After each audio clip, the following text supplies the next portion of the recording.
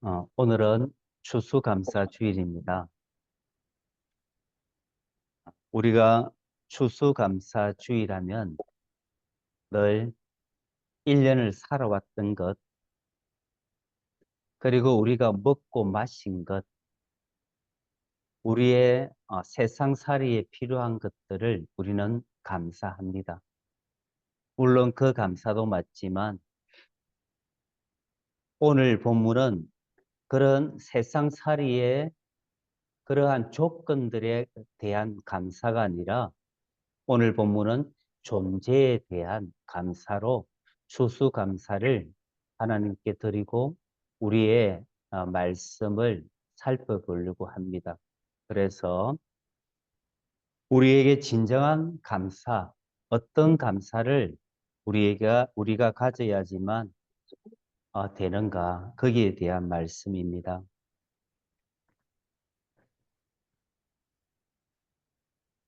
이번에 수능을 쳤습니다. 14일이죠.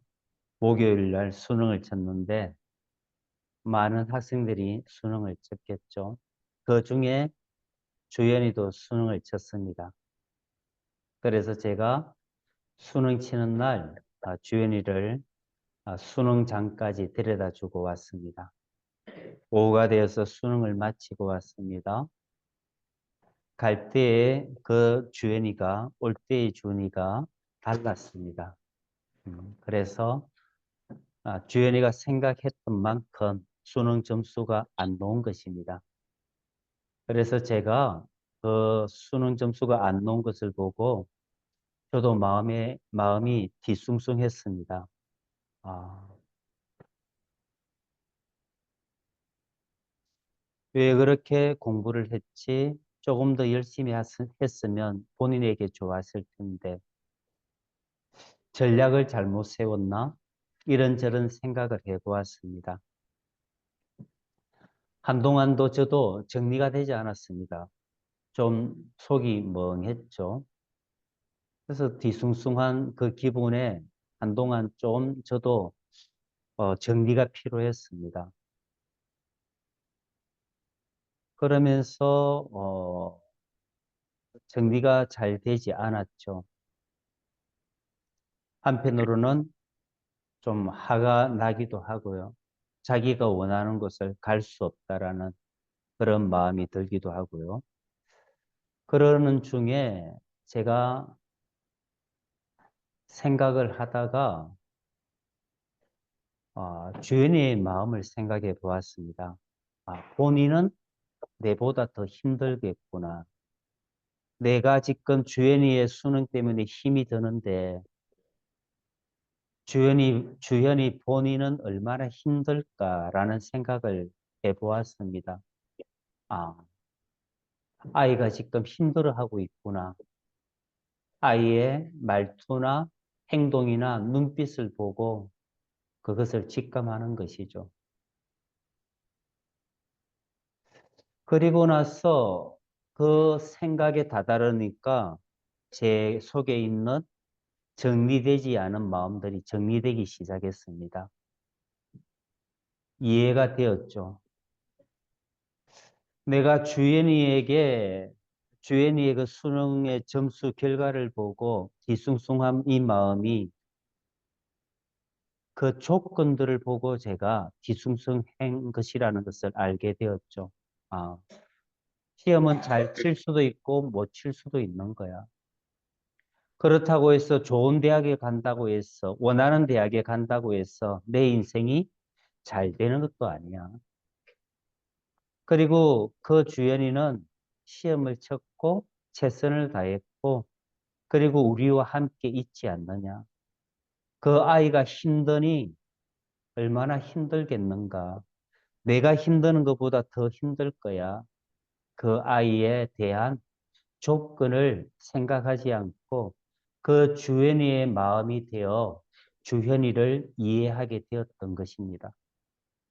내가 내 안에 있는 정리가 되기 시작했고 정리가 완전히 되었고 그 아이를 그 모습 있는 그대로를 받아들이게 된 이유는 내가 그 아이에 대한 조건에서 그 아이에 대한 존재로 생각을 바꿨던 것입니다. 그랬더니 모든 것이 평안해졌죠. 내가 힘들지만 내보다 그 아이가 더 힘들겠구나. 네가 시험을 이렇게 쳤어 저렇게 쳤어가 아니라 그 아이의 힘든 그 마음 그리고 우리와 함께 있는 그 아이 이것으로 족하지 않느냐? 그 마음에 다다랐을 때 저 마음에 평온함과 평강이 자리 잡게 되었던 것입니다. 우리는 주님을 향해서 살아간다고 얘기를 합니다. 우리는 주님을 믿습니다. 그리고 예수님도 우리를 사랑합니다. 그러나 우리가 예수님을 사랑하는 그 사랑과 주님이 우리를 사랑하는 그 사랑의 그 차이가 얼마나 그 간격이 멀겠습니까? 어떤 사람들은 그 간격이 제로가 되어서 하나인 마음을 가지고 있는 사람이 있고 어떤 사람은 그 간격이 먼 사람도 있을 것입니다. 사람마다 주님과 나의 간격이 틀리겠죠. 그러면 우리가 생각했던 그 주님과의 관계, 예수님이 생각했던 나와의 관계, 오늘 말씀에 그것을 알아보려고 합니다. 오늘 마가복음 3장 13절에서 19절까지는 주님께서 제자들을 선택하는 그 택함에 대한 내용입니다. 그래서 주님이 12 제자들을 부르시고 그들을 택하는데 이렇게 말씀합니다. 13절부터 보시면 마가복음 3장 13절부터입니다. 또 산에 오르사 자기가 원하는 자들을 부르시니 나온지라. 예수님께서 12 제자들을 부르셨는데 먼저는 자기가 원하는 자들을 부르셨다. 그냥 부른 게 아니라는 겁니다. 예수님이 부르셨다라는 겁니다. 우리가 과일을 살 때도 그냥 눈 감고 이렇게 삽니까?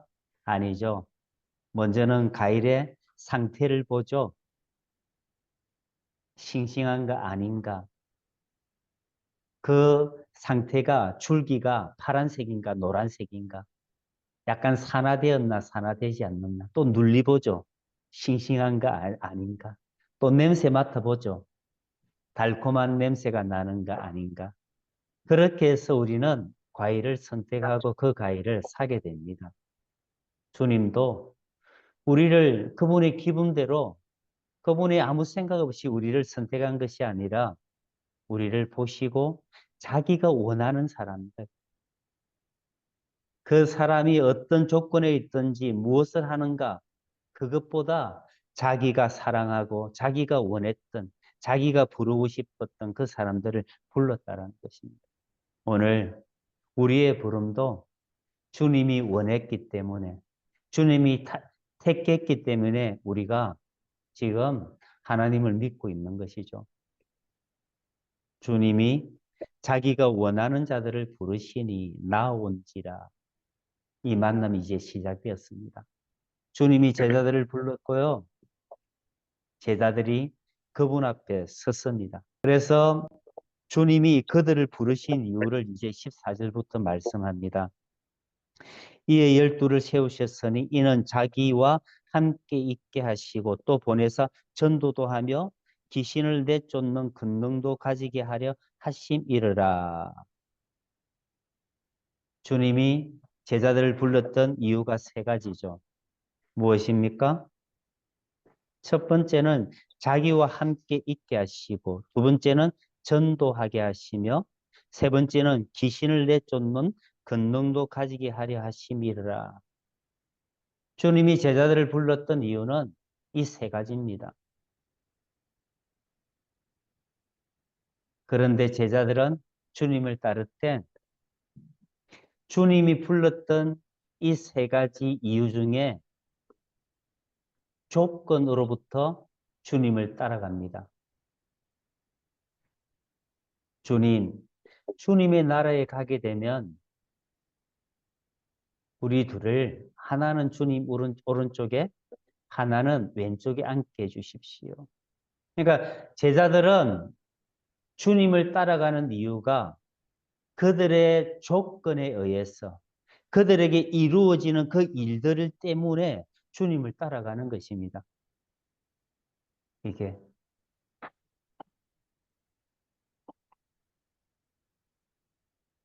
우리들은 어떻습니까? 주님을 따라가는 이유가 무엇에 있습니까? 조건입니까? 존재입니까? 무엇을 내게 잘해주면 기분 좋고 무엇에 대한 응답이 없으면 기도 응답이 없으면 기분이 나쁘고 그러지는 않습니까? 이게 조건이죠. 자녀들이 잘 되면 기분 좋고 자녀들이 잘 안 되면 하나님께 따지고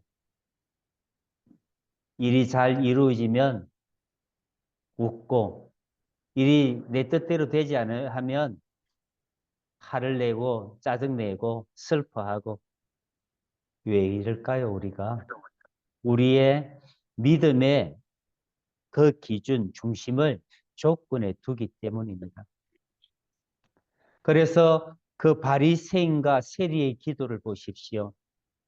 바리새인의 기도는 어떤 기도입니까?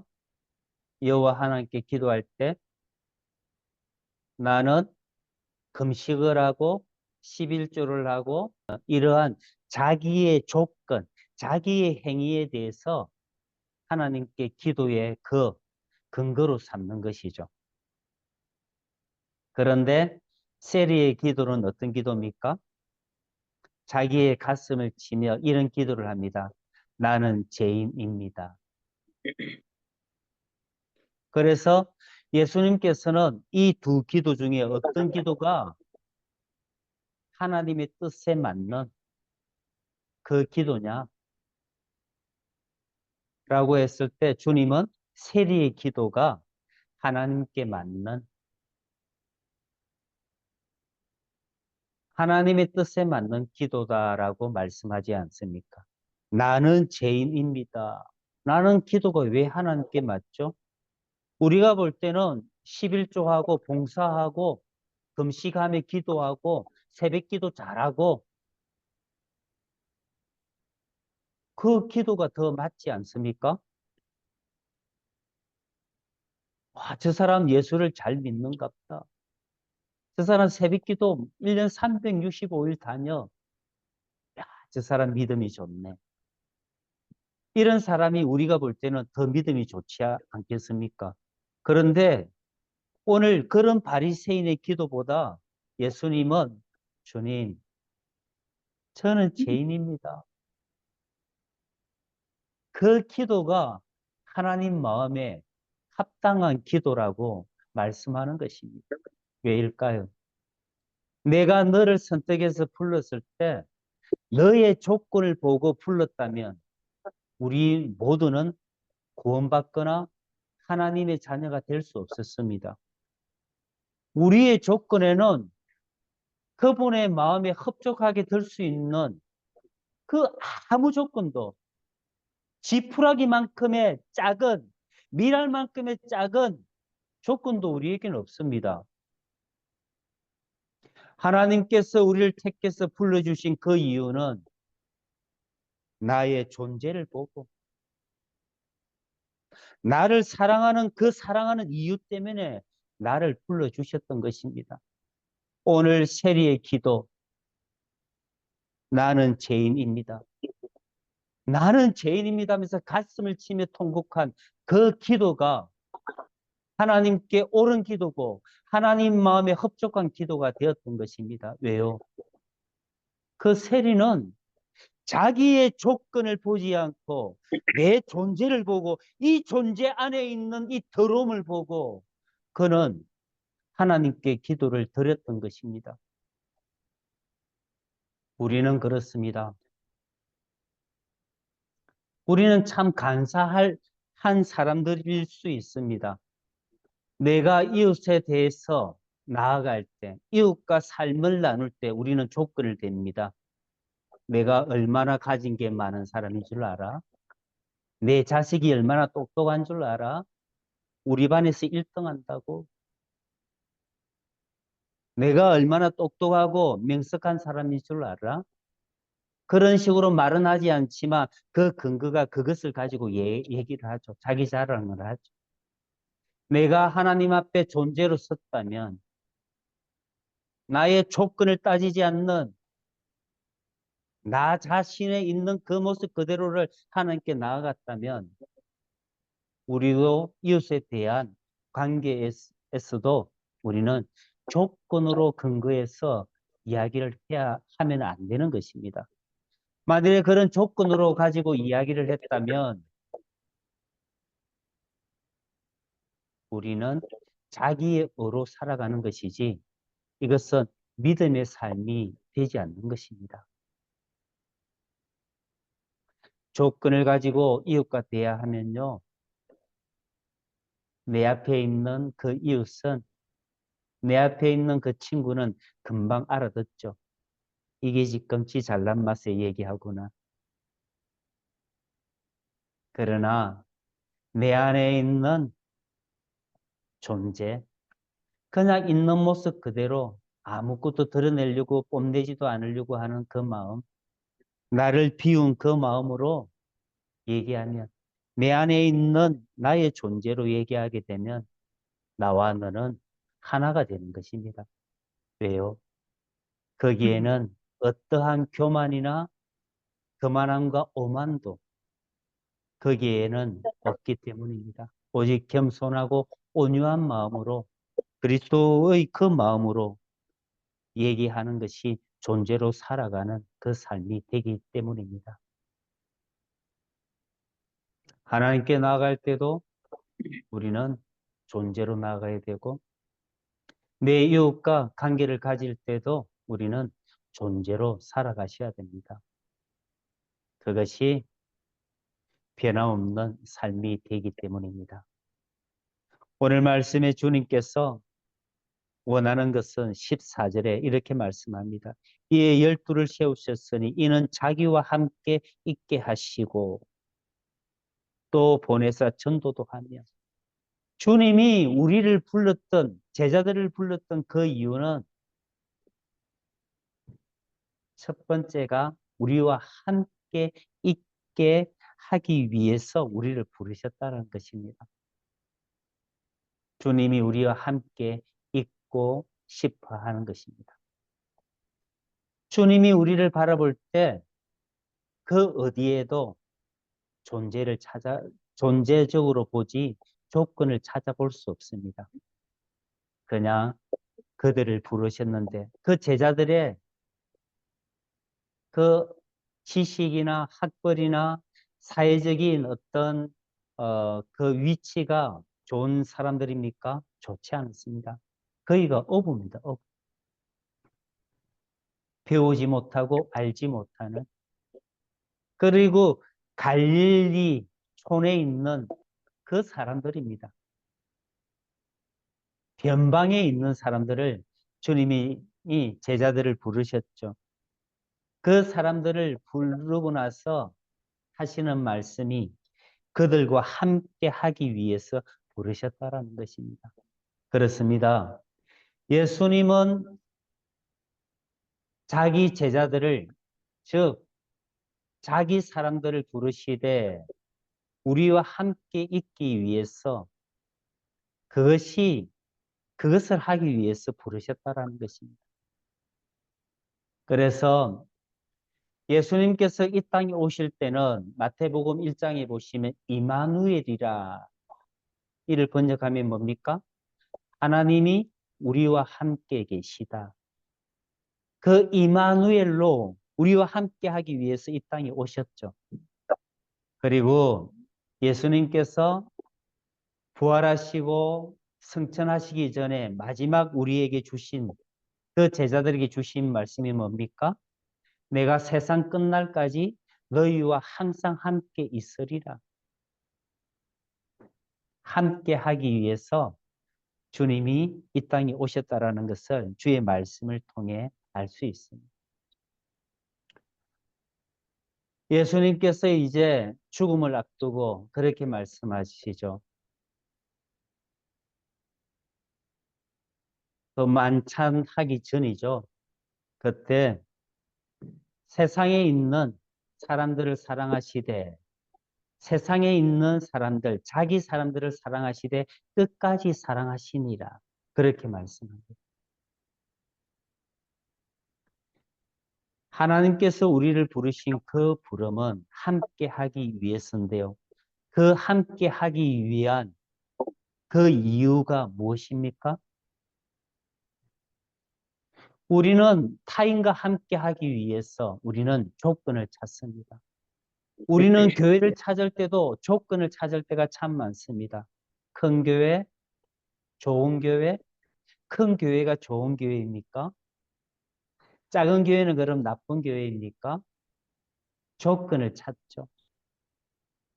친구를 찾을 때도 그는 공부 잘해, 가진 게 많아, 좋은 사람이야. 그렇게 조건을 찾죠. 우리의 선택의 이유는 조건입니다.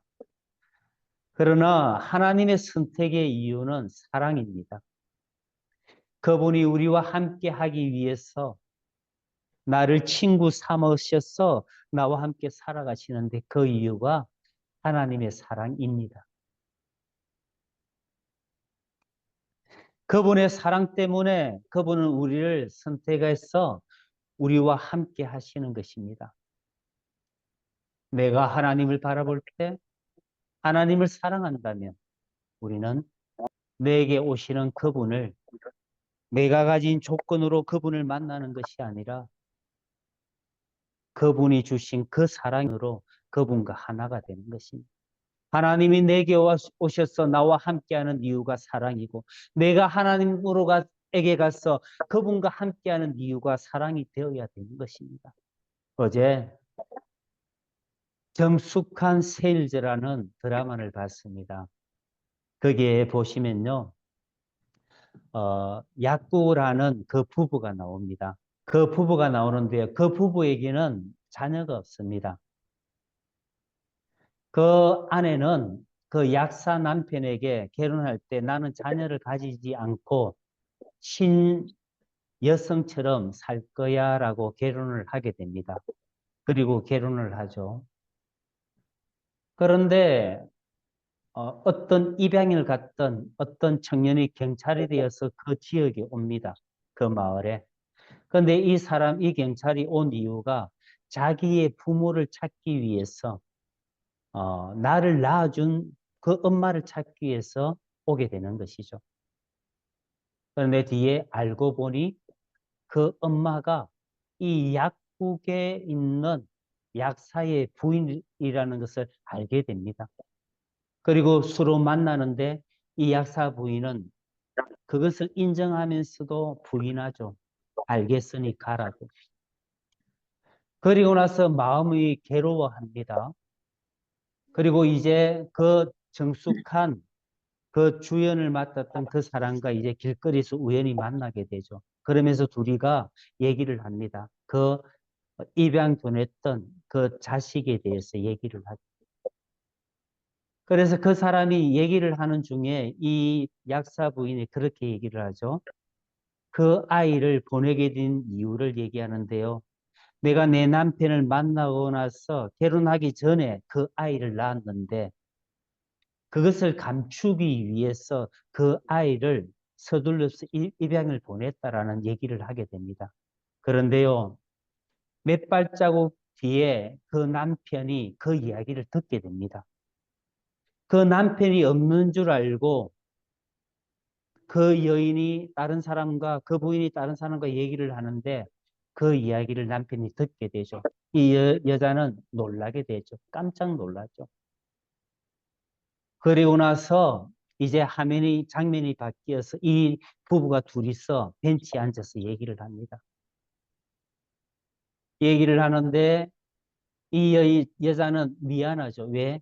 그 아기를 낳았다는 사실을 숨기고 이 남편과 결혼했기 때문에. 그런데 남편이 이렇게 얘기하죠. 당신의 그런 사실들을 내가 어, 알았던 것 같아. 그러면서 과거를 돌아가는 그 영상을 보여주죠. 그 남편이 무엇을 찾으려고 하다가 그 위에 선반 위에 올려놓은 그것을 보게 되는데 그 안에 갓난 아기의 베네저고리라죠. 베네저고리를 발견하게 됩니다. 그런데 그 베네저고리를 발견하고 나서 그때부터 이런 사실이 아마 있었겠구나라고 얘기를 그 속으로 알고 있죠. 그러면서 30년의 세월을 묵혀두고 살아가는 것입니다. 그래서 그 벤치에 앉은 그 분이 얘기를 합니다. 당신이 그것을 알면서 왜 내게 얘기하지 않았느냐고. 그때 그 남편이 그럽니다. 이것을 말하면 당신이 어려워할 것 같아서, 당신이 힘들 같을 것 같아서 이런 표현을 쓰죠. 그래서 얘기를 안 한 거야. 그때 그 부인이 마음이 확 무너지면서 마음이 딱 자유를 얻게 되죠. 그리고 이 부부는 하나가 되는 것입니다. 이 여인은 남편에게 그 조건으로 살아왔던 것입니다. 많은 부분 그의 삶에 얼마나 감옥 같고 얼마나 자유 없이 억압적인 삶을 살아왔겠습니까? 내가 이런 여자인데, 내가 당신 몰래 아이를 놓고 입양을 외국으로 보낸 그 사람인데, 그것이 얼마나 괴로웠겠습니까? 그 조건을 가지고. 그런데 그 남편은 괜찮아. 그것이 문제가 되지 않았습니다. 당신이면 좋게. 내가 그것을 말하면 당신이 힘들까봐 내가 그것을 말하지 않았어. 그 남편은 그 아내를 바라볼 때 조건이 아니라 존재로 그 아내를 바라봤던 것입니다. 그렇습니다, 여러분. 조건은 아무리 가까웠던 사이라 할지라도 두 개로 나누어 버립니다. 그러나 존재적인 삶은 그것이 어떤 조건에서 어떤 문제가 생겼든 간에 그것을 하나로 만드는 그 힘이 있는 것입니다. 주님은 오늘 우리를 부르셨던 이유가 우리와 함께 하기 위한 그 이유인 것입니다. 여러분, 우리가 살아갈 때요,